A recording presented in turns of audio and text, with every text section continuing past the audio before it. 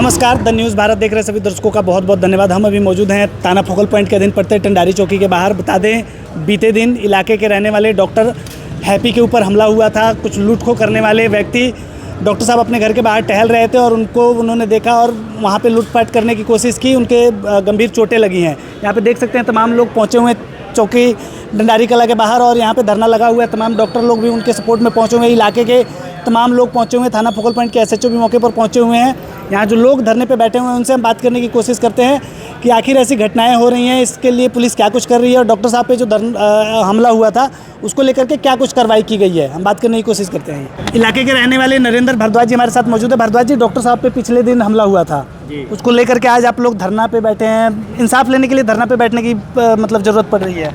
ये ऐसा ना कि यहाँ का जो प्रशासन है ना बिल्कुल फेल है। आए दिन कहीं न कहीं दुर्घटना होती है। अभी हफ्ता नहीं हुआ, डॉक्टर साहब के ऊपर इतना बड़ा हमला होने के बाद भी पुलिस नाकामी है, ना पुलिस कोई कार्रवाई करके राजी है। मैं ये रिक्वेस्ट करूँगा पंजाब सरकार से कि जो आए दिने खोबाजी हो रही है, हमले हो रहे हैं, इस किसकी देन है? ये सरकार इसकी जिम्मेवार है।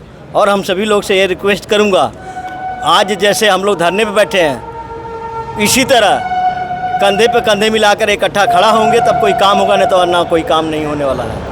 डॉक्टर साहब क्या कहेंगे? डॉक्टर साहब पे हमला हुआ, आज आप लोगों को यहाँ बैठ करके इंसाफ की मांग करनी पड़ रही है। सर जी, हमला हुआ ना, हमला कोई बहुती जगह पर नहीं हुआ है, ये घर के सामने हुआ है, घर के बगल में हुआ है। प्रशासन क्या करता है आज तक ले? ये हफ्ता हो गया।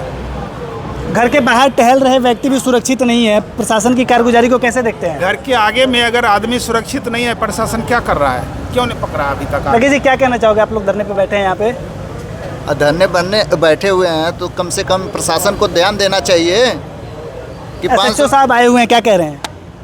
अब अंदर बुला करके समझा रहे हैं, क्या समझा रहे हैं कुछ पता नहीं चल रहा है, ना किसी को समझ में आ रहा क्या कह रहे हैं क्या नहीं कह रहे हैं। कम से कम सामने आए, कुछ समझाएं, कुछ बताएं, कुछ आश्वासन दें कि आदमी कैसे सुरक्षित रहेगा। ये आश्वासन क्या देना? अभी तक आरोपी कोई पकड़ा गया है? कोई नहीं पकड़ा गया है, सारी तो मिली भगत है। टंडारी चौकी मौजूद है, हमारे साथ डॉक्टर साहब मौजूद है। डॉक्टर साहब पे ही हमला हुआ था, डॉक्टर साहब धरना लगाना पड़ा, चौकी के बाहर खड़े हैं। SHO साहब से मीटिंग हो गई, क्या कहना चाहेंगे? SHO साहब ने आश्वासन दिया है, जो हमने अपनी प्रॉब्लम समझी है, बताई हैं, उनके लिए वो हल करने के लिए तैयार है। जो लड़के हमला किए थे उनमें से किसी को पकड़ा है पुलिस वालों ने? हाँ, अभी पकड़े हैं, 3 लोग पकड़े थे, छोड़ दिए थे, लेकिन अब फिर पकड़े हैं दोबारा उनको। पुलिस की कारगुजारी पे आपको भरोसा होगी? अब SHO साहब ने जिस हिसाब से किया है उससे हमको पूरा विश्वास है कि अब पकड़े। जो लोग आपके समर्थन में आप पहुँचे थे उनको क्या कहना चाहेंगे आप? उनको मैं बहुत बहुत धन्यवाद करता हूँ, जो भी हमारे साथ आज इन्होंने साथ दिया, अपना कीमती समय निकाल के यहाँ पर। पूर्वांचली नेता AN मिश्रा जी हमारे साथ मौजूद हैं। डॉक्टर साहब पे जो हमला हुआ था उसको लेकर के तमाम लोग यहाँ इकट्ठे हुए थे। मिश्रा जी, क्या कहना चाहेंगे? इंसाफ लेने के लिए थाने के बाहर धरना लगाना पड़ रहा है। SHO साहब ने उपस्थित लोगों के साथ उनकी बातें सुनी और उनको आश्वासन दिया कि मैं इसका निपटारा करूंगा। लेकिन मेरी विनती समाज से ये है कि ये क्राइम करने वाले कोई कंप्यूटर से अपलोड नहीं होते, ये हमारे समाज में रहते हैं। और सिविल सोसाइटी को भी जागरूक होना पड़ेगा कि हमारे पड़ोस में नशा करने वाला, नशा बेचने वाला या खो करने वाला रहता है। ऐसा नहीं है कि हम समाज से अनजान हैं।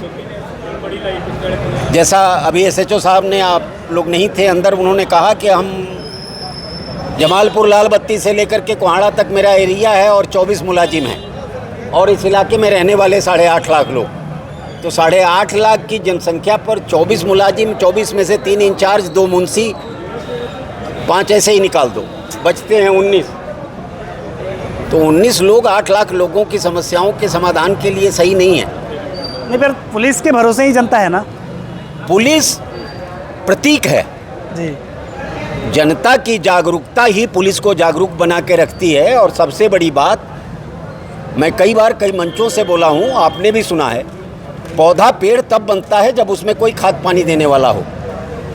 सबसे पहले ऐसे लोगों पर लगाम लगाई जाए जो जरायम पेशा लोगों की पैरवी करने थाने या चौकियों तक जाते हैं। ये देखिए, धरना इसलिए लगा है कि ये जो लूट खो है लगातार कई महीनों से हो रहा है। बाइक पे 3-3 सवार आते हैं, उनके पास टोका होता है, गरीब मज़दूरों को टोका मारते हैं, उनके मोबाइल खो लेते हैं, उनके पैसे खो लेते हैं फैक्ट्री से जाते हैं तो। और उसी के साथ साथ हमारे डॉक्टर साहब मनमोहन सिंह जो हैं, डॉक्टर हैप्पी, वो एक बंदे के साथ खो कर रहे थे, तो बचाने गए तो उन पे भी हमला कर दिया, जानलेवा हमला किया। तो ये कई दिनों से हम लोग देख रहे थे और इसमें कुछ प्रशासन की भी नाकामियाँ हैं, जो कि अंदर इंस्पेक्टर साहब के साथ बैठ के अभी यही डिस्कस हुआ है।